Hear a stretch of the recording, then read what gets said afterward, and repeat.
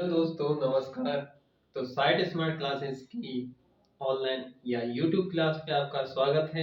और इस क्लास में अपन देखने जा रहे हैं chapter 6 square and square roots. आपको पता होगा क्वेश्चन यहाँ पे चल रहे हैं एसएससी जीडी प्रीवियस पेपर में आए हुए क्वेश्चनों को यहाँ पे सॉल्व कर रहे हैं। तो शुरू करते हैं एक आसान से प्रश्न से। तो देखो, भले ही प्रश्न आसान है लेकिन हर क्वेश्चन को आसान बनाने के लिए उसके पीछे मेहनत ज्यादा लगती है। अब इस प्रश्न की बात करें कि निम्न में से कौन सी संख्या एक पूर्ण वर्ग संख्या है। तो पहली बात तो यदि हमें याद है, क्या याद है कि 1 से लेकर 30 तक वर्ग याद है तो हमें सामने पता चल रहा है, या फिर ये सीरीज यदि अपन को पता है कौन सी, जैसे 5 का वर्ग एक्चुअली 05 होता है। 05 का यदि स्क्वायर करेंगे तो हमें मिलेगा कितना, 025।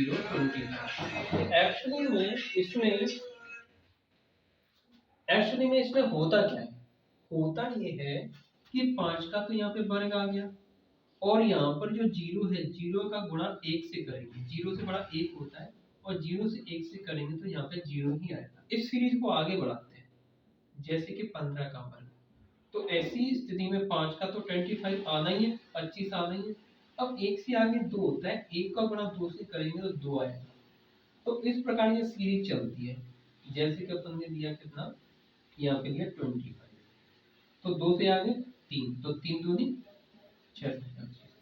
तो ठीक ऐसे ही हमें याद है कि 75 का स्क्वायर यदि करेंगे तो 7 से आगे 8 आता है, 7 8 56 25, है ना। और आगे बढ़े तो कितना, 8 5 85 का यदि वर्ग करेंगे तो 8 का गुणा किससे होगा, 9 से, तो 8 9 72 25।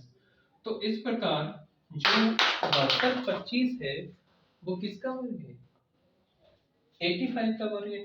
तो इसमें पूछा यही है कि इसमें से कौन सी एक संख्या पूर्ण वर्ग संख्या है, तो दूसरे ऑप्शन को हमें देखने की जरूरत नहीं है, ठीक है। और दूसरे भी तरीके हैं लेकिन यहाँ पे लगाने की जरूरत नहीं, ठीक है। आगे बढ़ते हैं, इसमें डीएस कंसेप्ट भी है, डिजिटल सम भी है, तो और भी यहाँ पे तरीके हैं, आगे वाले प्रश्नों में दिखेंगे। अब एक ये प्रश्न भी बढ़िया प्रश्न है। हम यहाँ पर क्वेश्चन को क्या इस तरीके से समझ रहे हैं कि दोबारा आने पर इनको कुछ ही सेकंडों में सॉल्व कर सकें। तो इस प्रश्न को देखें, 120 और 300 के बीच कितनी पूर्ण वर्ग संख्या है। तो हम बात करते हैं कितने, 120 और 300 के बीच।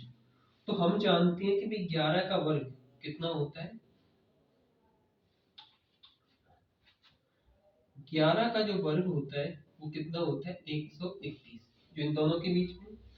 तो इसलिए 12 का 13 14 15 16 और 17, 17 का जो वर्ग होता है कितना, 289, जो कि 300 से कम है। और यदि हम 18 का वर्ग करते हैं तो वो आता है 324, जो लिमिट से बाहर चला गया। इसका मतलब 11 से लेकर 17 तक के जो वर्ग है, इनका वर्ग है 120 और 300 के बीच में आएगा। तो भाई इसका जो आंसर हो जाएगा वो हो जाएगा 7 संख्या,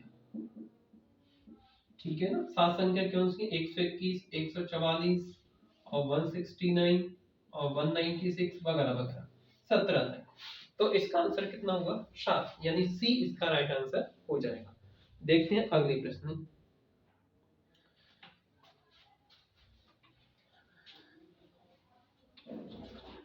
ये प्रश्न तो डायरेक्ट हो सकता है, जैसे कि 14 सत्ते 98 और 17 सत्ते 119, तो 7 से 7 कट जाएगा और फाइनली यहाँ पे 1 आएगा और 1 का वर्ग करेंगे तो हमें क्या मिलेगा, 1 मिलेगा। इस प्रश्न को सॉल्व करने की जरूरत नहीं है, डायरेक्ट हो जाएगा। अगला सवाल यहाँ पे एक फॉर्मूला आपने पढ़ा होगा, काफी बार प्रयोग होता है, आसान सा, ए स्क्वायर माइनस बी स्क्वायर बराबर होता है ए प्लस बी और ए माइनस बी। तो यहाँ पर यही फॉर्मूला लगने वाला है। इस फॉर्मूले को अपन ऐसे बना सकते हैं, ए स्क्वायर माइनस बी स्क्वायर और नीचे प्लस आया हुआ है तो ए प्लस बी कहाँ पर है, नीचे, और बराबर में क्या बचेगा, ए माइनस बी। तो इसका मतलब इसकी तुलना यदि इससे करते हैं तो a की वैल्यू यहाँ पर कितनी है, a की वैल्यू देखो a स्क्वायर मतलब 3.6 है और b की वैल्यू यहाँ पे 3.4 है, और दोनों को क्या कर देते हैं, देखो अब आंसर के लिए अपन दोनों का अंतर लेना है, तो इसमें से यदि इसको माइनस कर देते हैं तो हमारे पास बचता है 0.2, क्योंकि 4 में से 6 गया तो 0.2, यानी ऑप्शन ए हमारा राइट आंसर हो जाएगा। ऐसे प्रश्नों की हमें जो समीकरण होते हैं उनसे सर्व समकाएं होती हैं, उनसे तुलना करनी होती है, तो डायरेक्ट इसका इस प्रकार आंसर आएगा। हमें 36 का वर्ग करने की जरूरत नहीं है, ना ही 34 का वर्ग करने की जरूरत है। आगे बढ़ते हैं, क्वेश्चन नंबर 5।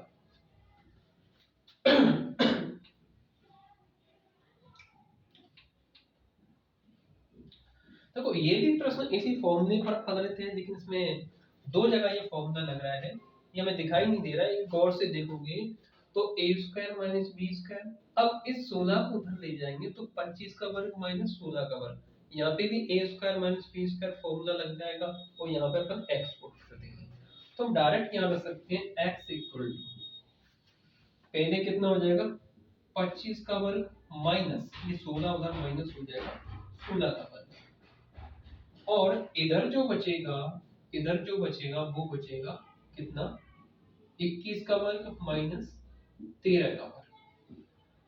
ये इस प्रकार अपन लिख सकते हैं। अब इसको अलग से सॉल्व कर लो, इसको अलग से।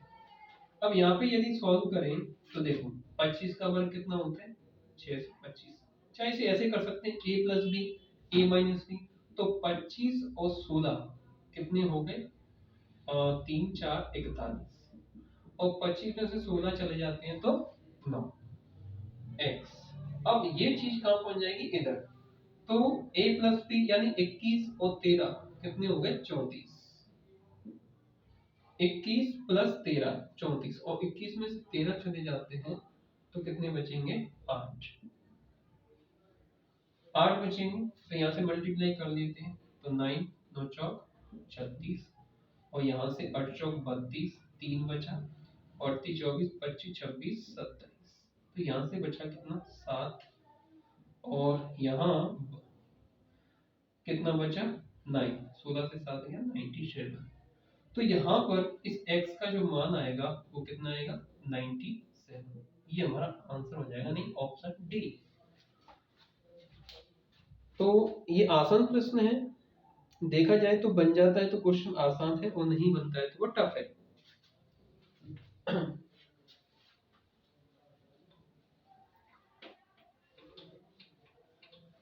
देखो एग्जाम में क्वेश्चन आसान हो या टफ हो, तो मैं तो मानता हूं कि जो आसान क्वेश्चन होता है उसकी ज्यादा भूमिका होती है, क्योंकि टफ क्वेश्चन तुम्हें बड़ी मुश्किल से नंबर देगा, लेकिन आसान क्वेश्चन उतने ही नंबर देगा, और टफ क्वेश्चन में गलती होने के चांसेस होते हैं, तो हमें ज्यादा फोकस आसान क्वेश्चनों पर भी करना चाहिए। टफ तो खैर है ही, लेकिन आसान क्वेश्चन यदि तुम्हारा छूट जाता है तो तुम कंपटीशन से बाहर हो जाते हो, तो आसान क्वेश्चन में कभी गलती नहीं करना है। अब इस टाइप का प्रश्न है, ये थोड़ा सा टिपिकल क्वेश्चन है ना, कैलकुलेशन ज्यादा है, ऐसा नहीं कि होगा नहीं, यहाँ पे बस बात आती है समय सीमा की। अब यहाँ पर 3.75 का क्यूब करना बड़ा मुश्किल है, तो इसको आसान बनाने की हमें दिख रहा है कि 2 को अंदर डाल दो, 2 के क्यूब को अंदर मल्टीप्लाई कर दो, तो इसको हम लिख सकते हैं कैसे 2 raised to 3 या मल्टीप्लाई बाय 3.75, और दोनों पे क्या चढ़ा देंगे क्यूब, क्योंकि 2 का क्यूब 8 हो जाएगा, और यहाँ पे प्लस क्या है 1। अब यहाँ से बात करें तो 7.5 का स्क्वायर माइनस 6.5। अब इसको सॉल्व कर लेते हैं जरा, तो देखो यहाँ मल्टीप्लाई करेंगे तो 3 दूनी 6, और 75 का दोगुना 1.5 यानी 7.5, 7.5 का क्यूब प्लस 1, और अपॉन में आ जाएगा 7.5 का स्क्वायर माइनस 6.5। अब यहाँ पे जो टिपिकल है वो ये है 7.5 का अपन क्यूब कैसे करें, तो इसका आसान तरीका, अभी जो सीरीज आई थी तो 75 का वर्ग होता है 7 8 56 25, तो इसमें एक बार 75 का और गुणा कर दो, ठीक है, तो गुणा कर देते हैं, या फिर इसे अपन है ना भाग भी दे सकते हैं, 15 का गुणा कर सकते हैं, खैर इससे कर देते हैं। 5 का गुणा करना है तो अपन इधर से भी कर सकते हैं, 5 का मतलब होता है 10/2, 2 का भाग दे दो, यहाँ पे 0 लगा देंगे, तो 2 दूनी 4 2 8 16 2 1 2, और 2 दूनी 4 और 2 5 10, ये क्या 5 का गुणा हो गया। अब यहाँ पे क्रॉस लगा देंगे, 7 पंजे 35, यहाँ पे क्या बचा 3 बचा। अब 7 दूनी 14, 14 15 16 17 1 बचा। और 7 छके 42 1 43 3। अब 7 पंजे 35, 36 37 38। अब यहाँ 5 7 8 9 और 8 9 10 0 और यहाँ पर हो जाएगा 4। 8 3 8 और 2 10। 8 3 ये ज्यादा हो रहे, 8 और 3 कितने हो गए 11 की 1 बचा 1। तो 8 2 10 1 11 और यहाँ पे हो जाएगा इतना। अब इसमें क्या है कि ये +1 है तो यहाँ पे क्या कर देंगे +1 कर देंगे। उससे पहले जो दशमलव है कितने 3 स्थानों पर लगेगा 1 2 और 3, यानी यहाँ पर दशमलव लगेगा। और इसमें यदि +1 करते हैं तो ये हो जाएगा 412.875।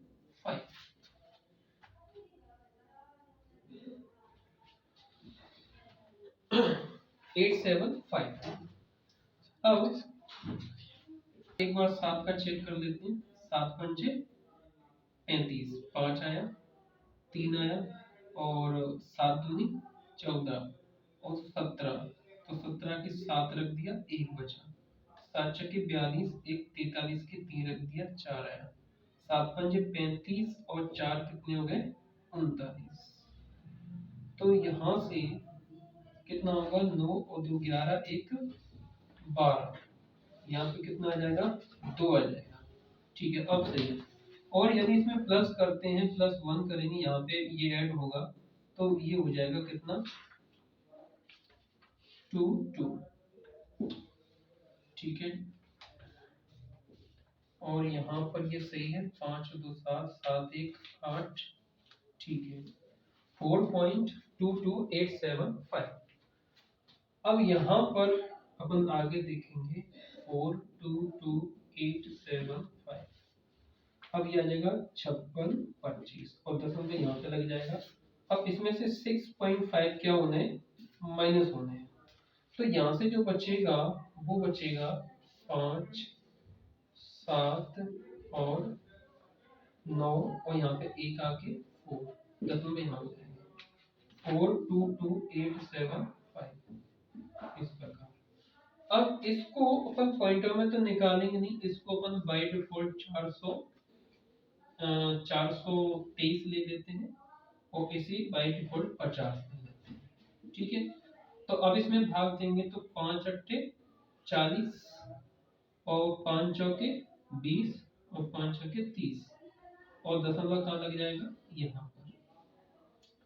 ठीक है ना दशमलव यहाँ पर लग जाएगा तो वैल्यू आ जाएगी 8.46। तो इसको बाय डिफॉल्ट अपन कितना ले सकते हैं डी, ऑप्शन डी इसका आंसर हो जाएगा। तो ये ऐसा प्रश्न है इसमें कैलकुलेशन थोड़ी सी ज्यादा है। तो ऐसे प्रश्न को अपन को क्या करना है समय बचता है तो लास्ट में करना है। ऐसा नहीं क्वेश्चन नहीं होगा लेकिन ये समय ज्यादा खा सकता है। देखते हैं अगले सवाल को।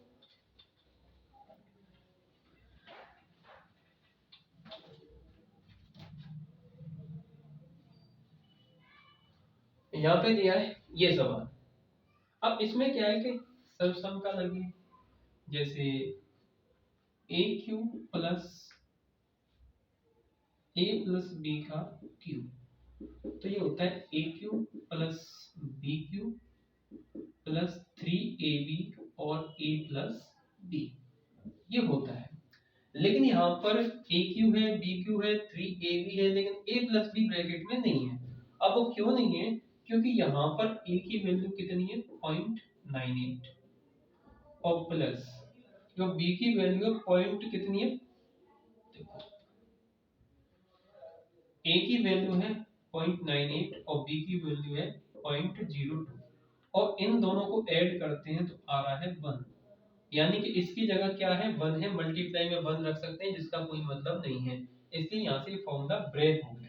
लेकिन इसका जो आंसर होगा वो ये होगा क्योंकि इसके बराबर ये है तो ए और बी दोनों की ऐड करके वैल्यू है वो 1 है, और 1 का क्यूब करेंगे तो आंसर आएगा 1।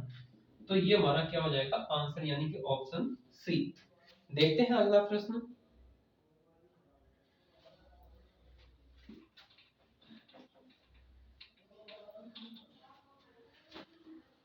4, 5, 12 का मान कितना होगा? ठीक है, तो हम जानते हैं कि प्राकृतिक संख्याओं के वर्गों का योग 1 से लेकर n तक, तो वो होता है समेशन ऑफ n नंबर, वो होता है 1 का n, n+1 और 2n+1/6, और यहाँ पर n की वैल्यू है वो है कितनी, 12। लेकिन ये योग है वो कहाँ से 1 से लेकर कहाँ तक है, 12 तक, लेकिन हमें चाहिए 4 से 12 तक। पहले ये निकाल देते हैं, तो 12, 13 और 12 दूनी 24, 1 25 और बटे 6, तो 6 से 6 दूने 12। तो यहाँ से हो जाएगा कितना, 13 दूनी 26, और 26 का 25 से करेंगे तो 650। तो समेशन ऑफ n कितना आ गया, 650। लेकिन यहाँ पर क्या छूट गया, 1 का स्क्वायर प्लस 2 का स्क्वायर प्लस 3 का स्क्वायर, मतलब 1 + 4 + 9, मतलब कितना, 14। तो 14 इसमें ज्यादा जुड़ गया है, तो 14 को हम क्या करेंगे, माइनस कर देंगे। तो यहाँ पे समेशन ऑफ n यहाँ तक आएगा, यानी 4 से लेकर 12 तक, तो वो हो जाएगा 636, यानी कि ऑप्शन ए हमारा राइट आंसर हो जाएगा। तो बढ़िया प्रश्न था ये। हाँ, हमें क्वेश्चन को सॉल्व करने का तरीका देखना है, उसके लिए अपन को पूरा समझना पड़ेगा क्वेश्चन को। ठीक है, देखो जब अपन एक एक टॉपिक से एक क्वेश्चन सॉल्व करते हैं तो तब तो कर लेते हैं, लेकिन सारे टॉपिक यदि एक बार में आ रहे होते तो हमसे आसान क्वेश्चन भी छूटने लगते हैं, क्योंकि इतना मेमोराइज अपन कर नहीं पाते। तो उसके लिए प्रैक्टिस चाहिए मल्टीपल क्वेश्चन की।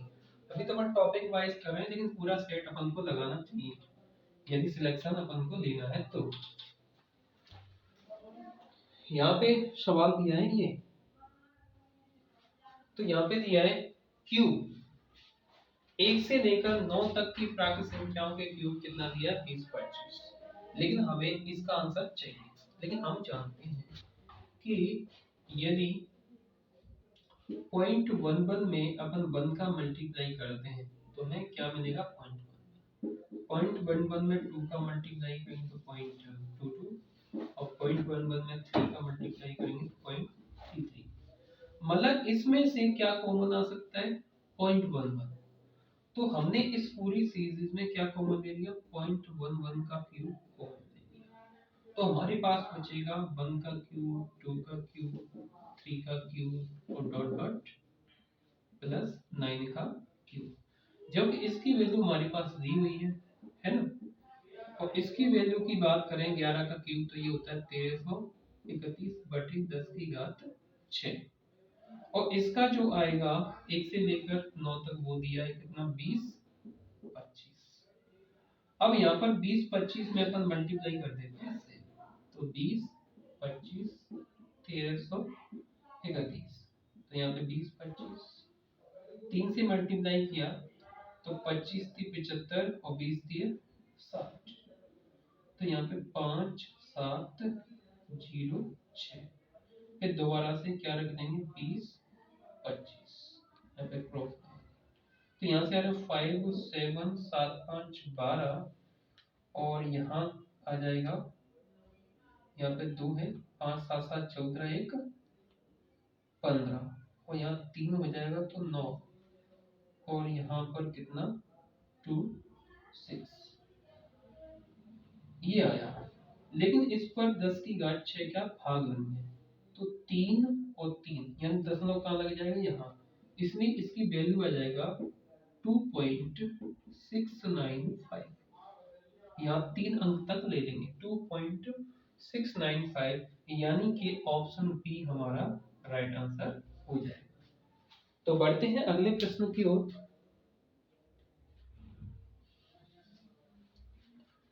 देखिए इन सारे क्वेश्चनों को आप पहले पीडीएफ डाउनलोड कर लें, टेलीग्राम पे इसकी पीडीएफ मिल जाएगी, तो वहाँ से डाउनलोड कर लें। उसके बाद सारे क्वेश्चन खुद से लगाएं और नहीं बनता है तो यहाँ पे देख सकते हैं।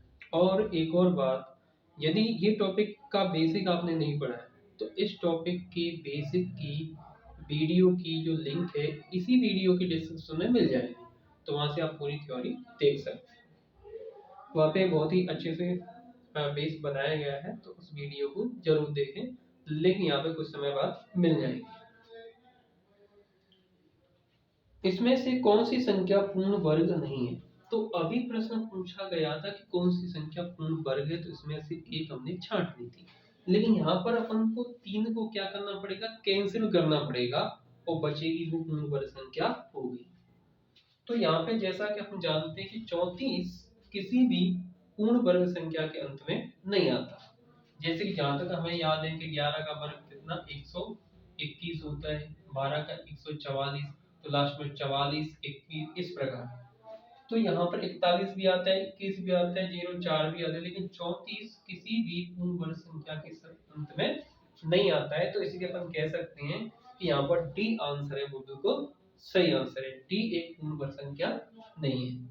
देखो अगर ये पता है तो आप दूसरे सेकंड में कर सकते हो, वरना ये क्वेश्चन ऐसा है कि आपका बहुत ज्यादा समय खा जाएगा, ठीक है ना। तो इसको मैं हटा रहा हूँ। अब इसको सॉल्व करने के लिए और भी तरीके हैं, जैसे कि मैं बात बताता हूँ। अगर जो कोई पूर्ण वर्ग संख्या है ए बी, मैं इसको यहाँ पे लिख रहा हूँ, जैसे कि ए बी सी और डी। डी इसका क्या है, इकाई अंक है। क्या है, इकाई अंक। तो ये इकाई अंक है, पूर्ण वर्ग संख्या होने के लिए क्या क्या हो सकता है, 0, इनमें से कोई एक अंक होगा तभी वो पूर्ण वर्ग संख्या होगी। यदि 23 78 में से कोई एक इकाई का अंक है तो पूर्ण वर्ग संख्या नहीं होगी।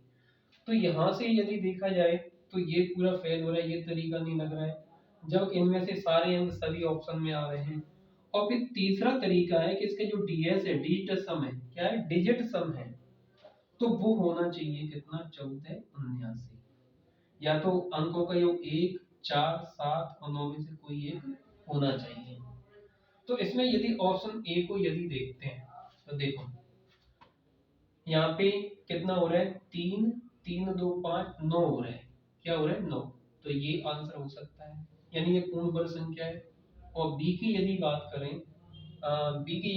करें, तो 3 3 6 और 6 4 10, 9 को हटा दो तो 1 हो रहा है। तो इसका जो ये डीएस हो रहा है वो 1 हो रहा है, तो ये भी पूर्ण वर्ग संख्या हो सकती है।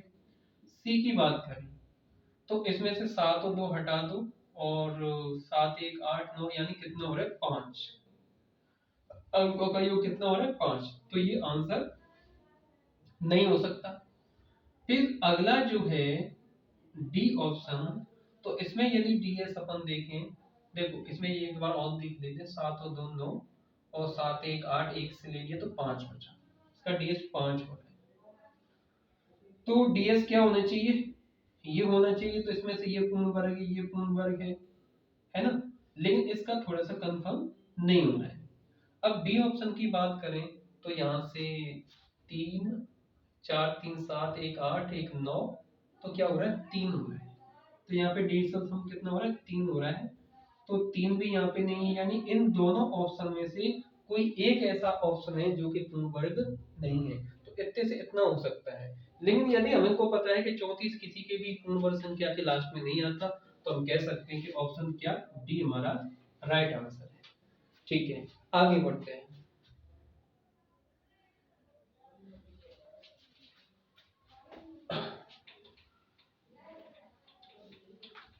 हाँ, इसके लिए दूसरा तरीका है, अपन पूर्ण वर्ग संख्या तो उसका अपन निकाल सकते हैं, कौन सी, भाग विधि से निकाल सकते हैं। क्वेश्चन नंबर 11, इनमें से कौन सी संख्या पूर्ण वर्ग है। देखो अब इसमें से क्या पूछा, कौन सी संख्या पूर्ण वर्ग है। तो इसके लिए अपन डीएस देखेंगे, इसमें से तो नहीं पता है ना कौन सी है।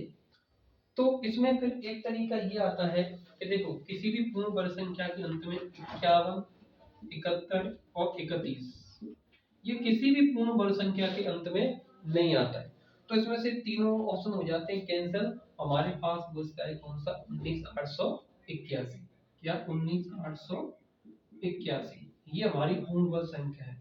वैसे भी डीएस यदि देखें तो ये 9 हो गया, ये 9 हो गया, तो 9 से कट रहा है, तो डीएस इसका 9 आ रहा है और इकाई अंक भी सही है, तो कहने का मतलब ये वाला आंसर हो जाएगा ऑप्शन ए। क्वेश्चन नंबर 12, इसमें कुछ क्वेश्चन ऐसे होंगे कि आपको लगेगा कि ये एग्जाम में आ गए तो कैसे होंगे, तो उसके लिए आपने ना पूरी थ्योरी देखी। अब ये प्रश्न तो बिल्कुल आसान है। देखो यदि वर्गमूल में दशमलव के बाद 4 अंक है तो उसका बाद है ना जो वर्गमूल ले लेंगे तो 2 रह जाएंगे, अगर 6 है तो 3 रह जाएंगे, मतलब आधे रह जाते हैं। तो यहाँ पे दशमलव के बाद 4 अंक है तो कितने रह जाएंगे 2, और बाकी 625 का जो वर्गमूल आएगा वो कितना आएगा 25, तो दशमलव का लग जाएगा यहाँ पर। तो इसका आंसर कौन सा हो जाएगा, ए ऑप्शन इसका राइट आंसर हो जाएगा 0.25।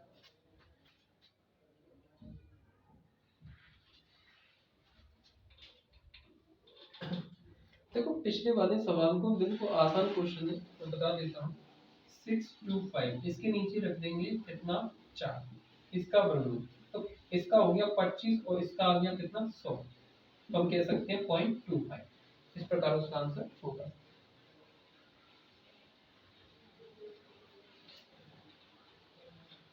अगला सवाल है, अब इस सवाल में थोड़ी सी प्रिंटिंग मिस्टेक है।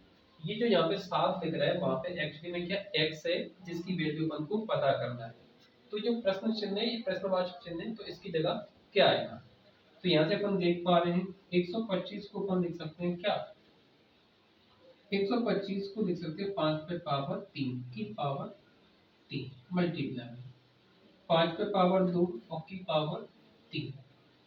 अब भाग में क्या होता है माइनस हो जाता है, तो भाग 5 पे पावर 3, तो यहाँ से 3 3 कितना हो गया 9 और 3 दूनी कितना हो गया 6, और गुणा में घाते क्या होता है जुड़ जाता है, लेकिन भाग में 5 पे घात 3 है तो घट जाएगी।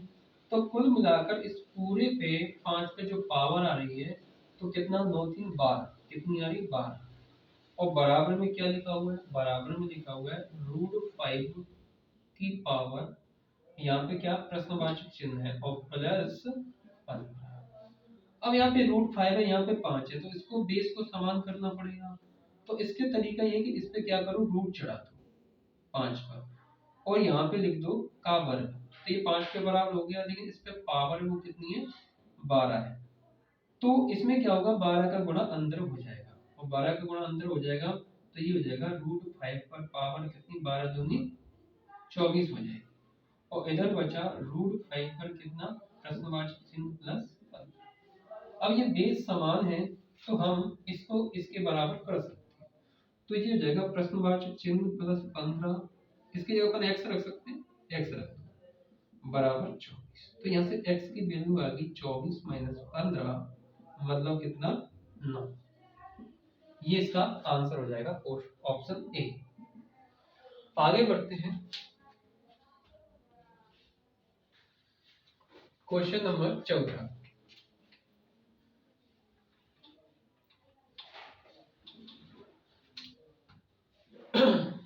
एक माली 17,956 पौधे इस प्रकार लगाता है कि प्रत्येक पंक्ति में उतने ही पौधे हैं जितनी पंक्तियां हैं। तो यहाँ पर क्या निकालेंगे अपन वर्गमूल निकालेंगे, जब पंक्ति और कॉलम दोनों की संख्या बराबर तो वो वहां पे क्या निकालते हैं वर्गमूल निकालते हैं।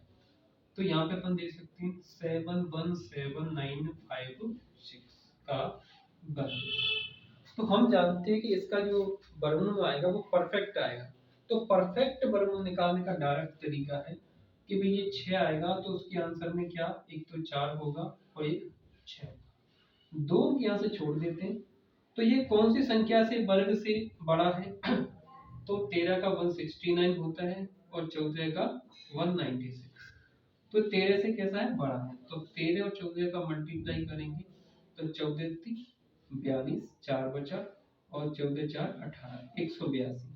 तो 182 से ये बड़ा है, अगर ये बड़ा है, सॉरी 182 से ये छोटा है तो यहाँ से छोटा ले लेंगे यानी कि 4, तो यहाँ से ये 13 आ जाएगा।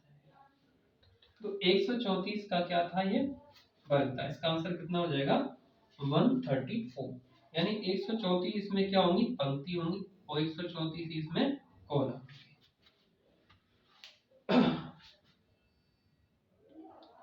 तो यहाँ पे देखते हैं क्वेश्चन नंबर 15। यहाँ पे दिया गया है 920 में कम से कम क्या जोड़ा जाए कि योगफल एक पूर्ण वर्ग हो। क्या हो, योगफल एक पूर्ण वर्ग होना चाहिए। तो हम ऐसा मानते हैं कि 920 में क्या जोड़ा जाए, x जोड़ा जाए, तो इसका योगफल होगा वो क्या होगा, एक पूर्ण वर्ग बन जाएगा, एक का वर्ग बन जाएगा। अब हम जानते हैं कि भाई 920 के नजदीक जो वर्गमूल संख्या होती है वो कौन सी होती है। देखो 31 का जो वर्ग होता है वो होता है 961, है ना, 1 1 और 6 961 होता है। अगर यहाँ पे 961 हो जाए, इसके बराबर क्या हो जाए 920 प्लस x बराबर 961 होती है, तो ये पूर्ण वर्ग होती है। तो यहाँ पे x की वैल्यू कितनी आ जाएगी, 961 माइनस 920, तो यहाँ पर आ जाएगा 41।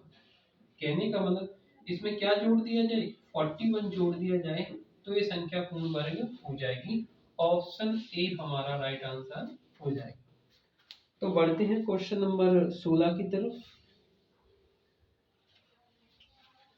देखो प्रश्न भले ही आसान हो लेकिन एग्जाम में वो गलत नहीं होने चाहिए। अगर आपसे एक क्वेश्चन आसान गलत हो गया तो उसका बहुत बड़ा हर्जाना भुगतना पड़ सकता है।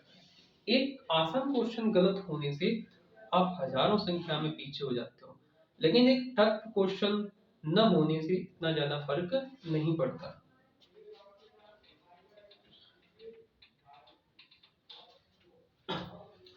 एक संख्या के वर्ग में से 20 की घात 3 घटाने पर उत्तर इतना आता है, वो संख्या कितनी है। तो एक संख्या के वर्ग यानी x के वर्ग में से क्या घटाने पर 20 की घात 3 घटाने पर 4321 आता है, तो वो x यानी संख्या कितनी है।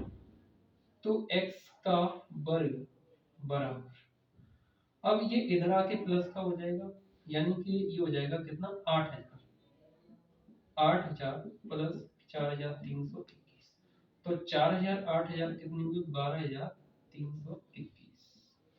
तो ये अपन को दिख रहा है 1 2 3 2 1, तो ये एक्चुअली में होता है कितने का 111 का वर्ग, वो इधर है x का वर्ग, तो x बराबर कितनी आ गई 111।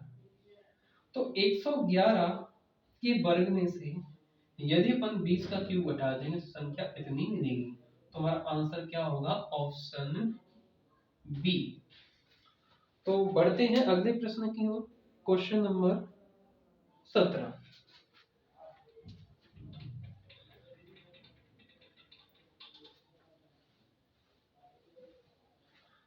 तो देखो यहाँ पर प्रश्न है वह कौन सी न्यूनतम संख्या है जिसे इसमें से घटाने पर एक पूर्ण वर्ग प्राप्त होता है।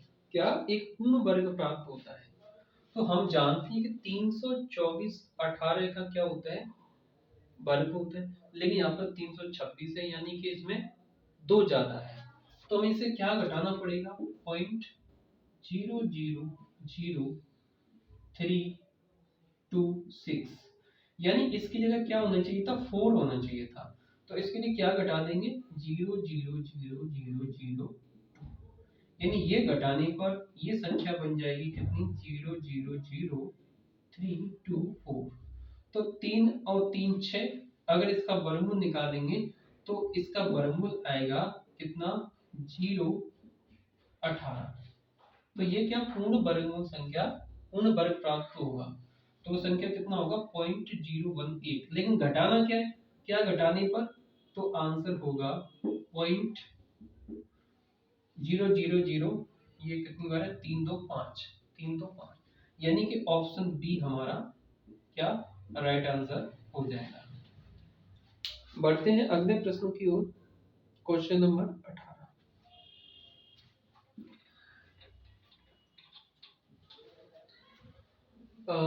एक सेना का जनरल चाहता है कि उसकी 3035 या 662 जवान एक वर्ग बनाए। उसके बाद व्यवस्थित करने पर उसमें पाया कि कुछ जवान छूट गए, तो कितने जवान छूट गए ये बताना है।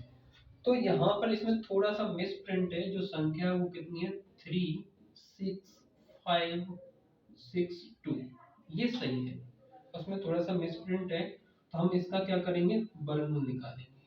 तो यहाँ से जोड़े बनाते हैं और एक एक से देंगे तो ये एक आएगा, यहाँ पर 2 बचेगा, इधर 2 हो गया और इसमें कैरी करेंगे 6। तो यहाँ से अपन भाग दे रहे हैं 9 दूनी 18 9 से।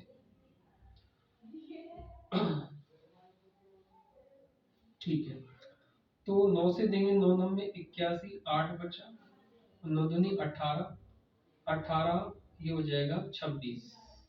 तो यहाँ से क्या बच रहा है अपन के लिए 4 बच रहा है, फिर यहाँ से कॉमन देंगे 62 और यहाँ पे हो जाएगा 9 दूनी 18 कितना 338 हो जाएगा, है ना। अब इसे यहाँ पे अपन 1 रखेंगे तो कितना आएगा 381, 2 बार जाएगा ना, है ना, 2 बार जाएगा तो यहाँ से बचेगा 1 और 16 में से 8 गए तो बचेगा 8, यानी कि 81 बचेगा। तो ये 81 क्या है एक्स्ट्रा है, अगर ये 81 नहीं होता तो हमारी पूर्ण वर्ग बन जाता, यानी जवानों का एक वर्ग बन जाता। तो यहाँ पे कितने जवान छूट गए, तो उसमें आंसर आएगा 81। तो बढ़ते हैं अगले प्रश्न की ओर। Question number 90।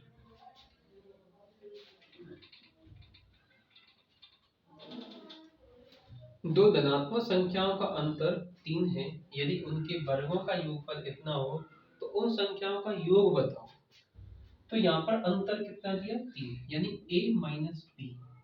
दो धनात्मक संख्याओं का अंतर कितना दिया है 3 दिया है, और जब अगर इनके वर्गों का योग यानी a square plus B square बराबर दिया है 369, और पूछक है पूछा भी a प्लस बी बराबर कितना होगा उन संख्याओं के लिए। तो हम जानते हैं कि सर्वसम का ये होता है a प्लस b का whole square, a square plus b square और माइनस 2। तो यहाँ से अपन ने क्या लिया माइनस वाला। अब a माइनस बी हमारे पास दिया है कितना 3 और 3 का वर्ग 9 और इसकी वैल्यू दी है 369 और माइनस 2। तो यहाँ से 2ab बराबर हो जाएगा 369 माइनस 9, यानी ये वैल्यू आ जाएगी 360,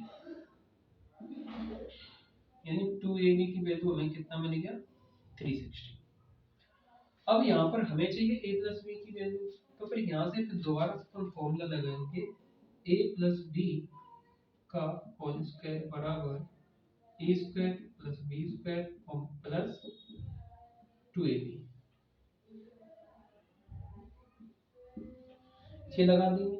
2ab की वैल्यू है हमारे पास, इसकी वैल्यू कितनी है 369, जबकि 2ab की वैल्यू कितनी है वो है 360।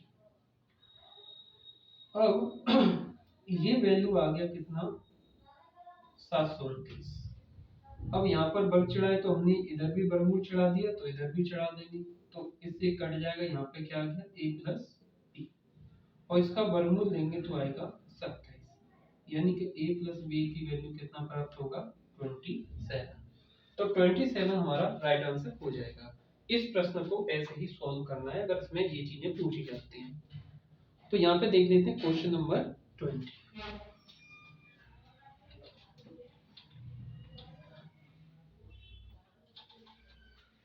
वह सबसे छोटी संख्या जिससे 900 से गुणा करने पर प्राप्त गुणनफल पूर्ण घन बन जाता है।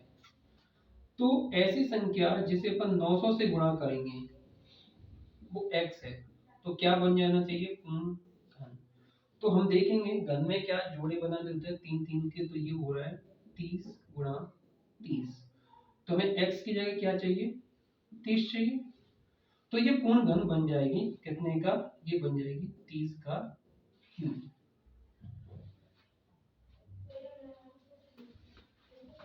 इसको कनेक्ट करो।